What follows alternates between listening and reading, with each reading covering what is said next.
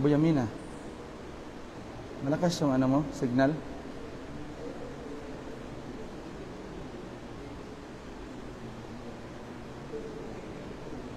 Mahina ang signal ng internet, no? Mahina ang signal, di ba?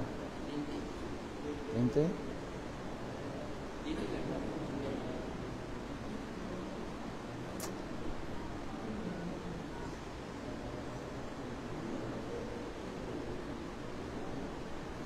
La ilaha illa anta subhanaka inni kuntu minadh dhalimin. La ilaha illa anta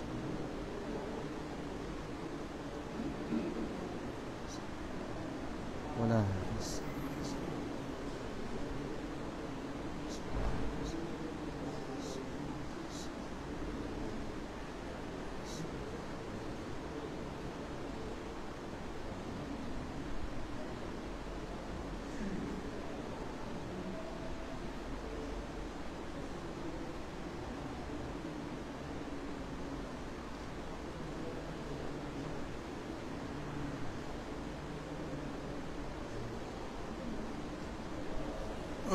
Bismillah.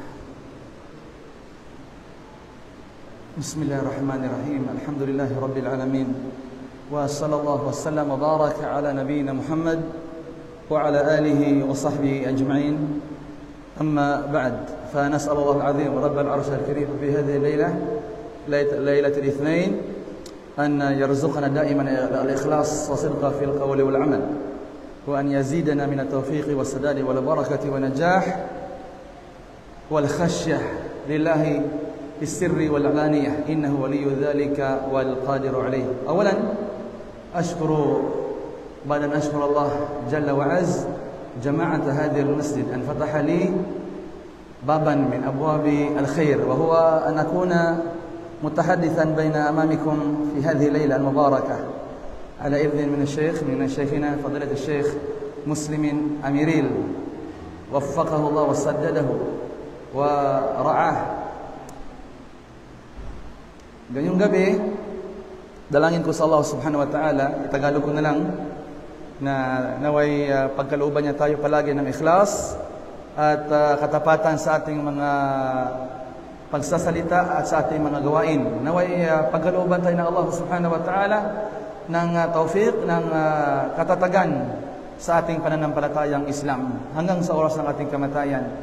Naway ipagkaloob niya sa atin ang tunay na tulong dito sa mundong ibabaw, higit doon sa ating mga libingan at sa araw ng paghukom Yawm al-Qiyamah. Sa totoo lang, galing pa kami kanina ng Nabintad, Madaong, Tagum City, Davao del Norte. At dumating kami kanina mga before Maghrib. Then after naming dumaan sa Markazur Rahmah, Mercy Islamic Foundation, nag-hike kami, nag-walk from that Islamic Center to this masjid, alhamdulillah. So, ako ay masaya na namit ang aking mga kapatiran, especially dito sa Davao City, na kung saan tayo ay pinagtipon ng Allah subhanahu wa ta'ala sa kanyang bahay. At alhamdulillah, ating naidasal ang dakilang salah, ang salatul maghrib. Allahu Akbar. Dapat natin ipagpasalamat sa Allah subhanahu wa ta'ala na sa kabila ng ating pagiging abala at busy, although day off ng karamihan ngayon, ay nagawa nating pumunta sa bahay ng Allah at tugunan yung panawagan na nawagan ang muadhin. Allahu Akbar. Sapagkat marami sa mga kapatiran ay hindi nila ito nagawa. No? Kaya dapat natin itong ipagpasalamat sa Allah subhanahu wa ta'ala at idua natin yung ating mga kapatiran na sila manumbalik ng totoong pagbabalik sa ating relihiyong Islam. Na in tansurullaha yansurkum wa yuthabbit aqdamakum. Allahu Akbar. Am hasibtum an tadkhulul jannah walamma ya'tikum mathalul ladzina khalu min qablikum massatuhumul ba'sa wadh-dharra wa zulzilu hatta yaqula ar-rasul wal ladzina amanu ma'ah mata nasrullah ala inna nasrallahi qarib. Naam. Kaya mga kapatid sa Islam, ang napili ko na payo, nasiha sa aking sarili bago ang lahat ay ang nasiha sa kaisahan ng Allah subhanahu wa ta'ala, yung tauhid. Sapagkat ito ang pinakadakilang kaalaman, ang pinakamahalagang kaalaman, at ang pinakapuhunan dahilan ng pagpasok sa mga jannah ng Allah subhanahu wa ta'ala. Ang Nabi sallallahu alaihi wasallam, nung siya ay nagda'wah sa loob ng more than 23 years ng kanyang pagiging propeta, alaihi salatu wassalam, ay hindi niya nakaligtaan ang pinakaunang dahilan kung bakit siya ipinadala sa mundong ibabaw at kung bakit siya nilikha ng Allah subhanahu wa ta'ala, kung bakit niya tayo nilikha. At ito ang da'wa sa tauhid. Kaya nga sinabi ng Allah sa suratul Dhariyat, وَمَا خَلَقْتُ الْجِنَّ وَالْإِنسَ إِلَّا لِيَعْبُدُونَ. At hindi ko nilikha ang mga jin, ang mga inkanto at ang mga tao, maliban na lamang na sila ay sasamba sa Allah bilang nag-iisa at tunay na Diyos. Sabi ni Ibn Abbas radiyallahu anhuma, na pinsang buo ni Propeta Muhammad sallallahu alaihi wasallam sa tafsir ng aya na ito, na illa liya'budun ay illa liwahidun. Kaya nga ang Nabi sallallahu alaihi wasallam nung siya ay nagda'wa doon sa Makkah sa loob ng 13 taon at kinausap niyang iba't ibang mga tribo doon, pati yung mga pilgrims na nagmula sa iba't ibang mga bansa at mga bayan upang magsagawa ng umrah o di kay hajj. Palagi niyang isinisigaw sa kanyang da'wah, "Qulu la ilaha illallah tuflihu." Sabihin ninyo ang la ilaha illallah upang kayo ay magtagumpay.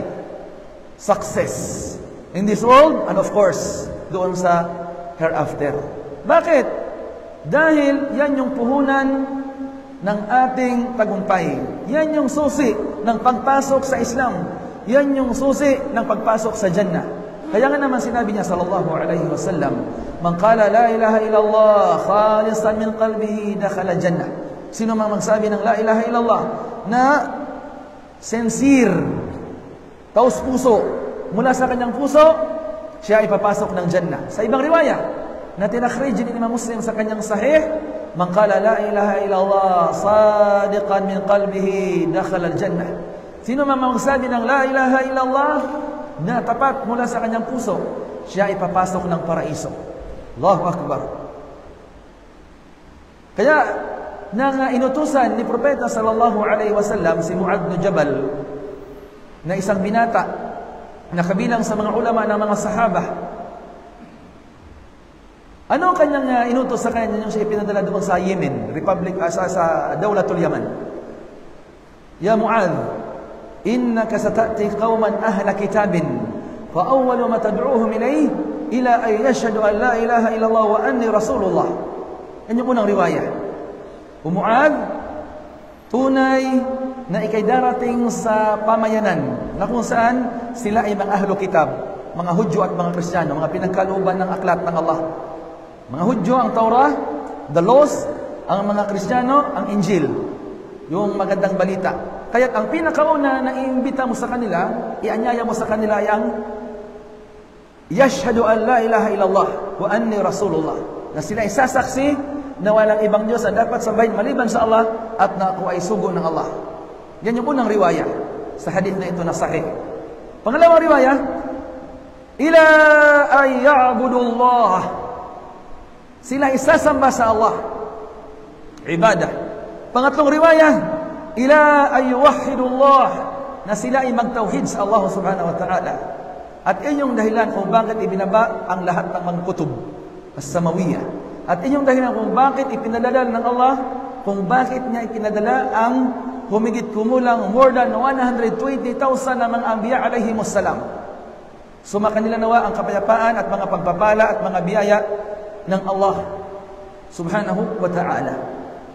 Sinabi ng Allah subhanahu wa ta'ala, وَلَقَدْ بَعَثْنَا فِي كُلِّ أُمَّةٍ رَسُولًا أَنِ اعْبُدُوا اللَّهَ وَاجْتَنِبُوا الطَّاغُوتَ. Tunay na aming ipinadala sa bawat nasyon ang propeta, ang mga propeta na kung saan iuutos nila o inutos nila sa kanilang mga pamayanan, u'budullah wajtanibut taghut, sambahin ninyong Allah. Sa papaanong paraan? Sa kung papaano sinamba ng mga anbiya alayhimus salam ang Allah, dahil sila ang higit na nakakaalam sa Allah, sa kanyang karapatan, tauhid. Wajtanibut taghut, at layuan ninyo ang mga taghut. Sabi ni Ibn Qayyim rahimahullah ta'ala na pinakamainam na estudyante ni Shaykh al-Islam Ahmad bin Abdul Halim bin Abdul Salam Ibn Taymiyyah rahimahullah ta'ala rahmatan wasi'ah ay kullu ma'ubida bin dunillah fahuwa taghut. Lahat ng mga sinasamba, mga sinusunod bukod pa sa Allah upang suwayin ang Allah ay taghut. Wa ru'usuhum khamsa. At ang mga pinuno nila ay 5. Yan, napakarami. Iblis, la'anahullah, una, si Iblis. Pangalawa, man ubida min dunillah wa huwa radin. Ano man o sino man ang sinasamba bukod sa Allah, habang itong nilikha na ito ay nagugustuhan niya, kinalulugdan niya na siya ay sambahin, maliban pa sa Allah, siya ay taghut. Pangatlo, man da'a ila ibadati nafsihi. Sino man ang inimbita niya ang ibang mga tao, ang ibang mga nilikha upang sambahin siya, yung kanyang sarili, siya ay kabilang din sa mga pinuno ng mga taghut. Bi'adhu billah. Marami yan. Tulad ng mga tao sa iba't ibang mga relihiyon na kung saan kiniklaim nila na sila ay appointed son of God, o di kaya sila yung sugo, o sila yung Kristo, at nagpapasamba sila. Allahumma musta'an. Taghut. Pangapat, wa man idda'a shay'an min ilmi al-ghaib. Sino man ang nag-claim na mayroon siyang kaalaman o kaunting kaalaman sa ilmu al-ghaib, kaalaman patungkol sa mga hindi nakikita. Allahu akbar. Unseen. Wa ma ya'lamu al-ghaib illa Allah. Walang nakakaalam sa ghaib maliban sa Allah. Maliban na lamang sa mga ghaib o sa mga bagay na hindi nakikita na itinuro ng Allah sa kanyang mga propeta alayhimussalam. So sino mang nag-claim na alam niya ang ghaib, alam niya ang future, alam niya ang magaganap, siya ay taghut. Tulad ng mga salamangkero, ng mga manghuhula, ng mga sahara, ng mga mangkukulam o ng mga mababarang at mga ganitong uri ng mga tao. Taghut. Panglima ay waman hakama bighairi ma anzal Allah. Sino man ang nagbigay ng utos o naglapat ng anumang hukom o hatol na kung saan ang hatol or law na kanyang inilapat o binardik ay ang hindi batas ng Islam o hindi Islamic law. Masintami sa mga nag-aral ng law. Although we are under the Philippine government, but for al-amana al-ilmiya, ang pag-aral ng law talaga ay haram. Bakit? Ang pinag-aralan dyan ay hindi batas ng Allah. Ang sinabi ng Allah sa Quran, Suratul Ma'idah, 3 beses niya itong binanggit at describe. وَمَنْ لَمْ يَحْكُمْ بِمَا أَنْزَلَ اللَّهُ فَأُولَٰئِكَ هم الظَّالِمُونَ وَمَنْ لَمْ يَحْكُمْ بِمَا أَنْزَلَ اللَّهُ فَأُولَٰئِكَ هم الكافرون وَمَنْ لَمْ يَحْكُمْ بِمَا أَنْزَلَ اللَّهُ فَأُولَٰئِكَ هم الفاسقون. ظالم, fasiqun, kafirun. Either zalim or fasiq or kafir or mahulog sa fisq, zulm or kufur yung tao na magbibigay hatol na hindi batas ng relihiyong Islam. Yan yung original na batas dyan. Kaya sa mga nag-aral ng law, sabi ng mga ulama, dahil nasa Muslim minority tayo, mayroong mga ahkam khasa sa fiqhul aqaliyya al-muslimah. Kailangan ng tatlong mga quyud or dawabit syar'iyyah, restrictions. Number 1, ألا يعتقد أن هذا الحكم الغير الشرعي يساوي شرع الله أو مثله أو أفضل منه. لا يعتقد هذا، لأنه لو اعتقد أن شريعة غير الله مثل شريعة الله أو تساويه أو مثله أو أنها أفضل منه فإنه قد يقع في الكفر أو فسق أو ظلم. Kailangan niyang paniwalaan na ang batas na hindi batas ng Allah ay hindi katulad ng batas ng Allah. Hindi ito pinakamainam o mas mainam. Bagkus ang batas ng Allah ang pinakamainam sa lahat ng panahon, sa lahat ng lugar. Allahu Akbar. Dapat itong itanim ng isang nag-aaral ng law, gayon din yung mga pupunta sa mga korte upang idulog doon ang mga kaso na ang i'tiqad niya, yung paniniwala niya, paninindigan na yung batas na hindi batas ng Islam ay hindi katulad ng batas ng Islam at hindi rin mas mainam pa sa batas ng Islam. Bagkus ang batas ng Islam ang pinakamainam kahit na Muslim minority tayo dito sa Pilipinas. Na. Pangalawa, la yatahakamu ila ghairi syari'atillah illa 'inda darurah wal haja al-quswa. Hindi siya dudulog ng reklamo sa korte maliban na lamang kapag kailangan or emergency na mayroon siyang karapatan or right, pero hindi niya makukuha yung right niya, liban na lamang kapag idudulog niya sa batas na hindi batas ng Islam o korte na hindi korte ng Islam. Bakit? Dito sa Pilipinas, although we have our Sharia courts, but only the civil law. Law of inheritance, law of marriage, law of Muslim Filipinos. We don't have any criminal law. Di po ba? So, walang magagawa ang isang Muslim pupunta sa korte. Halimbawa, mayroong pinaslang, saan siya pupunta? Wala naman yan sa Sharia law dito sa Pilipinas. Ninakawan.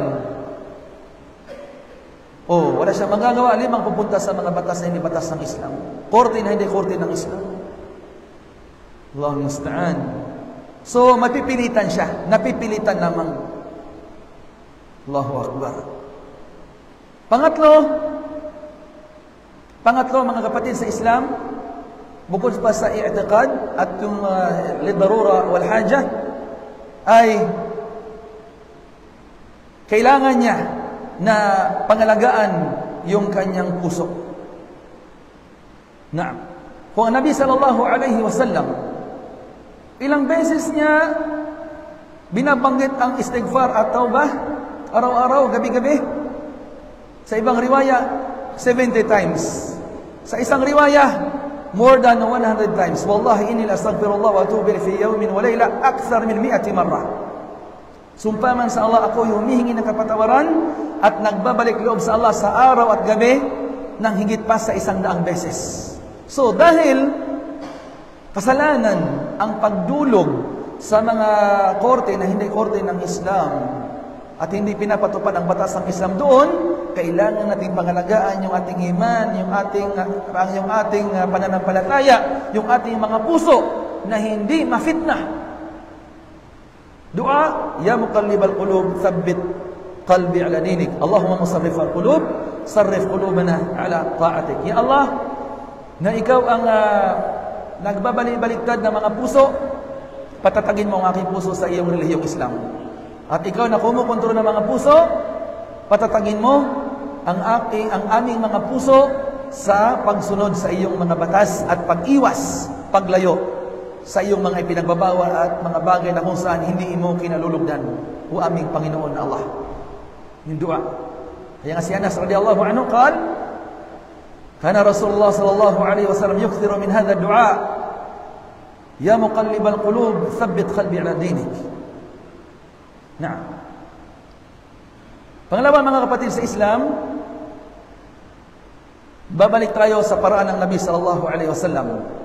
Una na dapat nating malaman, tulad na aking nabanggit, ya Abu Yamina, at ito, babanggitin ko rin sa inyo ito kasi hindi na live doon. Dahil mahina yung internet doon at dito malakas yung internet natin, alhamdulillah. Ano ang unang haligi ng Islam? Unang haligi ng Islam, la ilaha illallah, Muhammad Rasulullah. Kailan naobliga ang salah? Anda man ay kaya kapaliugat ang kaya ikadawa rukun, sang kaya mga pulaos o agama o Islam. Handa niya paliugat. Saan naging obligado ang pangalawang haligi ng Islam? Pangatlong haligi ng Islam, pang-apat na haligi ng Islam, at yung panglimang haligi ng Islam. Kailan? Yung salah, inobliga ng Allah subhanahu wa ta'ala at inutos kay Nabi sallallahu alaihi wasallam doon sa ibabaw ng kalangitan, bila wasitah. Kinausap ng Allah si Propeta Muhammad sallallahu alaihi wasallam sa Laylatul Isra wal Mi'raj, night of ascension and journey, night journey of the Prophet sallallahu alaihi wasallam from Masjidil Haram, then to Al-Masjid Al-Aqsa sa Jerusalem, then from Jerusalem up to the seventh heaven, at doon pa sa unahan ng Sidratul Muntaha, hanggang sa inutos ng Allah sa kanya ang 50 pagdarasal nang siya ay bumaba at nadaanan niya si Musa alayhi salam sa ika-6 na kalangitan, as-sama as-sadisa. Tinanong siya ni Musa alayhi salam, anong inutos sa iyo ng iyong Panginoon ya Muhammad? Inutos niya sa akin ang 50 pagdarasal. Irji' ila rabbika fasal wa takhfif fa inna qaumaka lan tutiqa dhalika. Bumalik ka sa iyong Panginoon at humingi ka na mapagaan ito, sapagkat hindi makakayanan ng iyong mga tagasunod ang 50 pagdarasal, sapagkat fa inni kad jarabtu qaumi qablak. Dahil nasubukan ko na yung aking mga tagasunod sa Misr na hindi nila nakayanan ang 50 pagdarasal. Dahil dito kinuha ni Prophet sallallahu alaihi wasallam yung payo ni Musa alaihi salam at bumalik sa Allah. Humingi ang discount, takhfif, pagpapagaan. Hanggang sa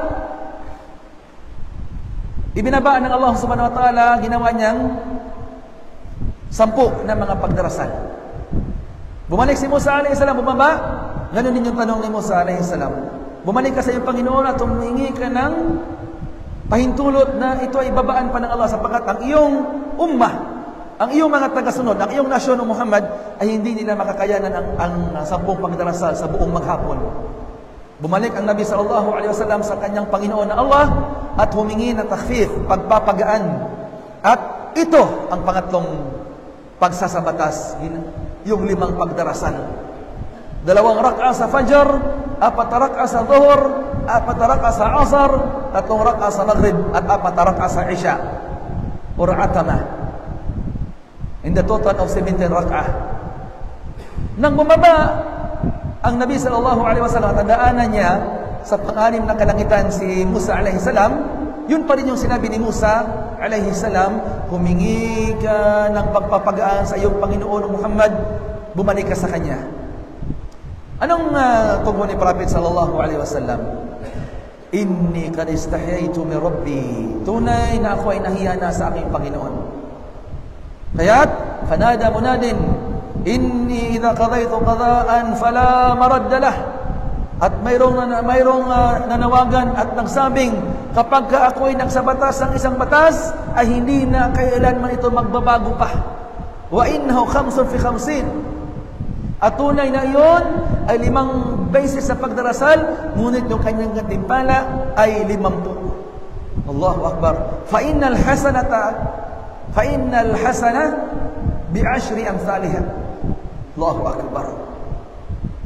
Bakit ko binanggit ito mga kapatid sa Islam, yung tarikh o history kung kailan ibinaba or isinabatas itong pangalawang haligi ng Islam, yung iqamus salah.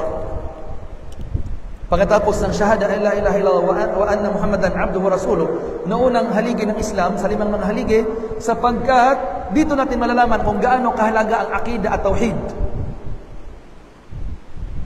So, sa ika-10 taon ng pagiging nabi ng Nabi sallallahu alaihi wasallam, naging wajib yung 5 times na pagdarasal. Ika-10 taon. Sa taon na kung saan doon pumanaw yung kanyang tsuhing si Abu Talib. At sa taon na kung saan doon pumanaw yung unang asawa niya na si Khadija bintu Khuwailid radiyallahu anha wa radaha. Kaya tinawag yung Amul Huzn, taon ng kalungkutan, kapighatian ng Nabi sallallahu alaihi wasallam, sapagat dalawa sa kanyang pinakamalapit na mga kamag-anak, yung first wife niya na si Khadija pumanaw, yung tsuhin niya na sumuporta sa kanyang uldo hindi pumasok sa Islam na si Abu Talib ay pumanaw na more than 40 years na sumuport sa kanya. Kasi siya yung nag-adapt sa kanya. From 8 years old, pumanaw yung kanyang lolo, inadapt siya ng kanyang tsuhin si Abu Talib. From that age of 8 or more than 8 hanggang 50. Very supportive yung kanyang tsuhin mo, hindi na pumasok sa Islam. Kul kalimatan uhaju laka biha inda rabbi yawm al-qiyamah. Sabihin mo ang isang kalima, ang isang pangungusap na kung saan ilalaban ko ito sa harap ng aking Panginoon na Allah upang ikay makaligtas sa araw ng paghukom. Ngunit siya ay nagsabing huwa ala millati Abdul Muttalib. Siya daw ay mamamatay, papanaw sa relihiyon ng kanyang ama na si Abdul Muttalib na isang musyrik. Kaya doon siya binawian ng buhay. Kaya sinabi ng Allah at kanyang ibinaba, innaka la tahdi man ahbabta walakin Allah yahdi man yasha wa huwa a'lamu bil muhtadin. Tunay na Muhammad na hindi mo magagabayan ang kahit sino mang iyong minamahal or nagugustuhan o ninanais. Ngunit ang Allah lamang ang nagbibigay ng hidayatul tawfiq, hidayatul irsyad. Ang tunay na gabay na magbubukas sa mga puso ng mga taong sarado ang kanilang mga puso at mga damdamin tungo sa matuwid na landas ng relihiyong Islam. Dahil siya, si Allah, ang higit na nakakaalam sa mga magagabayan o mga ginagabayan. A'lamu bil muhtadin. Kaya, huwa fi dahdahi minan nari yawm al-qiyamah. Siya ay nasa pinakaibabaw ng mga impyerno. Yulbasu bi ano yung ipapasuot sa kanya? Kay Abu Talib, sapatos na yari sa impyerno. Yaghli bihima dimaguh. Kukulo yung kanyang utak. Wa huwa yahsabu annahu ahwalu ahli an-nari 'adaban. At huwa yahsabu annahu ashaddu ahli an-nari 'adaban. Inaakala niya na siya yung pinaka mayroong malupit o matinding kaparusahan doon sa mga naraka, mga impyerno, sa araw ng paghukom. Ngunit ang totoo, pinakamagaan yung kanyang parusa doon. Dahil sa syafa'ah ni Prophet sallallahu alaihi wasallam. Dahil sa kanyang intercession, pamamagitan doon. Allahu Akbar. Kaya nga sinabi ni Abbas, tsuhin ng Nabi sallallahu alaihi wasallam, hal nafa'at Aba Talib? Fainho ka na yudafi'u anki. Makapagbibigay ka ba ng pakinabang sa iyong tsuhin sa Abu Talib na hindi pumasok sa Islam? Sapagkat grabe yung support niya sa iyo. Sabi niya, walau la ana lakana fi darkil asfali minan nar. Kung hindi dahil sa aking syafa'ah, sa kapahintulutan ng Allah, si Abu Talib na kanyang tsuhin na very supportive sa da'wa ng Nabi sallallahu alaihi wasallam, doon sana sa kailaliman ng impyerno. Bakit? Hindi niya pinasok ang relihiyong Islam. Wala siyang la ilaha illallah na susi ng Jannah. Tayo na mga Muslim na mayroong la ilaha illallah, mayroong Muhammad Rasulullah, kailangan natin ipagpasalamat sa Allah at i-dua na dito tayo bawian ng buhay upang hindi tayo matulad kay Abu Talib na kahit napakabait, very supportive sa da'wa, but at the end, impyerno yung kinalagyan niya. Dahil hindi niya tinanggap ang la ilaha illallah. Allahu Akbar. Ganito kahalaga ang tauhid. Kaya ang Nabi sallallahu alaihi wasallam sa kanyang da'wa, sa more than 23 years niyang pagiging Nabi, propeta, sallallahu alaihi wasallam, da'wa, tauhid. Pangalawang haligi ng Islam, ika-10 taon ng pagiging propeta niya, at the age of 50, doon naging wajib 5 beses na pagdarasal. Saan? Doon sa ibabaw ng mga kalangitan. Allahu Akbar. Pangatlong haligi ng Islam at pang-apat, yung zakat at yung pag-aayuno sa buwan ng Ramadan. Kailan niya naging wajib? Doon sa Madina, sa pangalawang taon ng hijrah. Ika-15 taon ng pagiging Nabi ng Nabi sallallahu alaihi wasallam. Yung Hajj, na ika-5 haligi ng Islam, naging wajib doon sa Madina sa ika-9 na taon ng hijrah. Allahu Akbar. Bakit nahuli itong mga 4 na mga haligi ng Islam? Bakit napakahabang panahon ang gap ng first pillar of Islam sa second pillar of Islam? Unang haligi ng Islam, yung tauhid, yung la ilaha illallah Muhammad Rasulullah, susi ng paraiso. Samantalang yung pangalawang haligi na 5 beses na pagdarasal ay almost 10 years yung gap bago naging wajib, bago inutos ng Allah subhanahu wa ta'ala. Ano ang pagdarasal ng mga Muslim? Bago inobliga ang 5 beses ang pagdarasal, Salatul Asr wa Salatul Fajr faqat. 2 pagdarasal lamang, Asr at ang Fajr. Allahu Akbar. Dahil nais ng Allah subhanahu wa ta'ala na yung mga puso ng mga sahaba na silang pinakamainan na mga tao pagkatapos ng mga anbiya alayhimus salam na maging malakas sa iman, Dahil kapag malakas ang iman, malakas ang kapit sa Islam ng isang tao, kahit gaano pa kabigat ng batas, tatanggapin niya at i-implement niya yan. I-apply niya yan. Kaya nga mga sahaba radiyallahu anhu, kapag mayroong isang batas na ibababa ng Allah, ano ang kanilang tugon? Sami'na wa ata'na. Narinig namin at aming susundin. Ngayon, kapag mayroong batas, ano yan? Wajib? Ano yan? Sunnah? Hindi na tinatanong ng mga sahaba yan. Magkatulad ang wajib at sunnah sa kanila, ina-apply nila. Maliban na lamang kapag nais lang maging malinaw kung yun ba ay pabalik-balik gawin. Tulad ng hajj. Afi kulli amin ya Rasulullah. Bawat taon ba kami mag-hajj? Ya Rasulullah, hindi. Law qultu na'am la wajabat. Sinabi kong oo, magiging wajib. Illa ay tawwa. Maliban na lamang kapag siya ay magsunna ng hajj at siya ay mag-hajj ng sunnah. For clarification lamang. Hindi lang tinatanong, wajib ba yan o sunnah? No. Ang kanilang sagot, sami'na wa ata'na.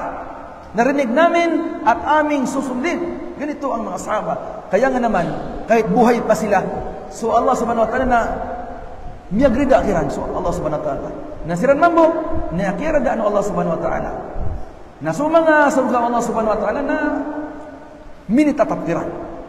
Nasikitan mo ang mga manusia sang kayamas. Upang makaadun na mga kukuman na minit talagang marakitan, ato na yung mga simbaan, ato na yung simbang tanong. Sunabuanan. Di ba? Kapag may darating sa atin ngayon, sabihin, sunna lang yan. Wajib lang sa mga nagdakwa yan. Di yan wajib sa atin. Isama mo na lang ako sa dua. Allahu Akbar. Nagsala ng 5 times, Ustaz, hindi na kami magsala, sama mo na lang kami sa dua. Ya Rabbi. Di ba ganon? Bakit? Mahina yung tauhid, mahina pa yung akidah. Kaya inutos sa atin ng Islam ang solusyon dyan. Ano yun? Talabul ilm, faridatun ala kulli muslim. Rawahu Ibn Majah. Sabi ng Nabi sallallahu alaihi wasallam, ang pag-aaral ay obligatory sa bawat Muslim. Lalaki man o babae, matanda man o bata. Kaya nga sinabi ni Imam Bukhari rahimahullah ta'ala, mu'allakan bisiqatil jazmi, sa kanyang sahih, laqad ta'allama ashabun nabiyyi sallallahu alaihi wasallam fil kibar. Tunay na nag-aral ang mga sahaba ng Nabi sallallahu alaihi wasallam kahit sila ay mga matatanda na. Allahu Akbar. Abu Hurairah, Abdurrahman bin Sakhar ad-Dawsi, mula sa tribong Daws, na kabilang sa mga tribo ng mga taga-Yemen or Yaman, radiyallahu anhu waradahu. Kailan siya pumasok sa Islam? Sa Ghazwatu Khaybar. Ika-7th year ng Hijrah, 4 na taon lamang siyang naging sahaba o naging sahabi, disipulo, kasamahan ng Nabi sallallahu alaihi wasallam. Ngunit bakit siya mayroong pinakamaraming hadith na na-memorize na isaulo sa libo-libong mga sahaba? Bakit? Siya ay nagsikap sa kabila ng kanyang katandaan. Radiyallahu anhu wardah. Kaya nga ngayon, kahit siya ay more than 1,400 years ng patay, or 1,392 years ng patay, radiyallahu anhu wardah. Allahu Akbar. Ilang milyon ang nagsasabi ng radiyallahu anhu waradu'an. Imam Bukhari, Muhammad bin Ismail bin Ibrahim bin Bardizbah al-Bukhari, rahimahullah ta'ala, na taga Bukhara, part ng Uzbekistan, hindi Arabo, isang Ajami. Ngunit kinumpile niya sa al-Bukhari na pinakauntinitibong aklat pagkatapos ng Quran sa loob ng 16 na taon. Nag-start siya at the age of 23. Nilibot niya ang buong mundo, naglalakad. Pumunta muna siya kay Imam Ahmad bin Muhammad bin Hanbal Ash-Shaybani rahimahullah ta'ala doon sa Baghdad, Iraq, na Imam Ahli Sunnah wa Jama'ah, at tinanong niya ang mga pangalan ng mga muhaddith, mga rawi ng hadith na naging mga ulama, guro ni Imam Ahmad rahimahullah. At sinulat Imam Ahmad rahimahullah ta'ala at pinakita kay Bukhari, binasa ni Bukhari, binalik Imam Bukhari dahil na-memorize niya. Plano niya na magsulat or mag-compile, tipunin ang pinakasahih sa mga sahih na hadith ng Nabi sallallahu alaihi wasallam sa payo ng kanyang sheikh na si Imam Ishaq bin Rahoya rahimahullah ta'ala, nakabatch ni Imam Ahmad. Kaya at the age of 23, naglakad, nag-travel hanggang umabot ang 16 na taon at nakompleto niya ang kanyang sahih. Al-Jami' as-Sahih, Al-Musnad, Al-Mukhtasar min umuri Rasulullah sallallahu alaihi wasallam wa sunanihi wa ayyamihi. Yung pangalan ng Sahih Bukhari. 16 years niyang kinumpile. At the age of 39, na-complete niya ang Sahih Bukhari at pinakita niya sa mga khibarul ulama. At sila nagsabi, ijma', nagkaisa, na wala nang mas otentibong aklat pagkatapos ng Quran maliban sa Sahih Bukhari, maliban sa kanyang Sahih. Farahimahullah rahmatan wasi'ah. Bakit? Dahil sa kanyang pagsisikap. Hindi Arabo, nag-travel, walang sasakyan, walang internet, wala pang subhanallah, hindi katulad natin ngayon na samot-saring mga sasakyan yung ating sasakyan, pero hindi nag-aaral. Ngayon, open na ang online education. Pero ano nangyari? Allah al-Musta'an. Patawarin tayo ng Allah subhanahu wa ta'ala. Ibalik tayo sa totoong Islam. Na'am. Talabul ilm, pag-aaral sa Islam. Allahu Akbar. Ilan ang mga sabi ng rahimahullah kay Imam Bukhari ngayon? Ilang milyon? Magmula ng siya ay nag-exist sa mundong ibabaw. Kailan pumanaw si Imam Bukhari rahimahullah ta'ala? 256 Hijrah. Ano na ngayon? 1446 Hijrah. More than 1,190 years nang patay si Imam Bukhari rahimahullah ta'ala. Magmula noon hanggang ngayon, ilang milyon, ilang bilyon ang magsabi ng rahimahullah wa ghafarallahu lah. Allahu Akbar. Diba? So mag-aral tayo mga kapatid sa relihiyong Islam. Dahil hindi tayo magiging tunay na mu'min kapag tayo ay ignorante sa ating relihiyong Islam. Ignorance of the law excuses no one. Nah. Nabi sallallahu alaihi wasallam tinuruan ng Allah subhanahu wa ta'ala ng dua. Wa qur rabbi zidni ilma. Allahu Akbar. Sabihin mo ya Muhammad, o aking Rabb, dagdagan mo ako ng kaalaman sa Islam. Subhanallah. Hindi niya sinabing, Rabbi zidni malan. Panginoon, dagdagan mo ako ng yaman. Pwede namang idua yun. Jaiz yun. O Rabbi zidni zawjat, salihat, mu'minat, jamilat. Dagdagan mo ako ng mga asawang, mga mu'minat, ng mga magaganda at mga ganito. Wala. Hindi ganun. O Rabbi zidni min awalid dunya bihadafiriha. Mga kayamanan sa mundong ibabaw. Samot-saring mga yaman. Hindi. Rabbi zidni ilma. O aking Panginoon, o aking Rabb, dagdagan mo ako ng kaalaman sa Islam. Al-ilmu syar'i. Bakit? Dahil siya din yung nagsabi na idha mata al-insanu inqata anhu amaluhu illa min thalathah, illa min sadaqatin jariyatin, aw amalin yuntafa'u bihi, aw ilmin yuntafa'u bihi, aw waladin salihin yad'u lahu. Min hadith Abi Hurairah radhiyallahu anhu warḍah fi sahih. Kapag pumanaw ang tao, mapuputol yung kanyang mga gawain, yung mga reward nito, maliban sa tatlo. Maliban sa continuous charity. Masjid, madrasa, home for the aged, home for the orphans, at mga patubig, at lahat ng mga bagay na pinakinabangan ng mga tao, Muslim o hindi, pati ng mga hayop. For example, nagpatayo ka ng puso o patubig. Lahat ng mga nakakainom doon, kahit hindi mga Musliman, pati mga hayop, mayroon kang reward kahit patay ka na sa iyong kubor. Allahu Akbar. Sadaqah jariyah. Wala akong pera, Amir. Donate ka kahit piso sa masjid. Isang hollow block. Magkano bang hollow block? 10? 15. Kung ikhlas ka, mas higit pa ang reward mo kapag mayroong nagbigay ng sadaqah na 1 million, ngunit walang ikhlas, riya. Mas malaki ang reward mo. Dahil innamal a'malu binniyat wa innamal likulli imri'in ma nawa. Allahu Akbar. Naam. Kaalamang napapakinabangan. Kaalaman sa Islam. Ilan na naturuan mo, nag-apply ng Islam? Ilan ang nadawahan mo, nagbalik loob sa Islam? Ilan yung mga nagkakaroon ng kasalanan? Nagtaubah. Allahu Akbar. Hindi siya kondisyon na alim ka, ustad. Dahil ano? Bawa, may pamphlets ngayon, no? Punta ka Islamic Center ng Mercy. Mata, anak ka, ustad, mangayo ko bukan pamphlets ba? Ano man? Na ako'y mga classmates sa university. Na ako'y mga kailangan ng Christian. Tagaan akong pamphlets sa Islam. Imong yana, di ka magdawa, di ba kakabalag Bisaya? Di mo kakabalag Tagalog, di mo kakabalag English. Imong yana, imong hana brad, bay, imong na. Basing magbalik Islam to. Nya kadto mag-ibadah na kay pahala, aon pahala mo. Sa lagko. Allahu Akbar.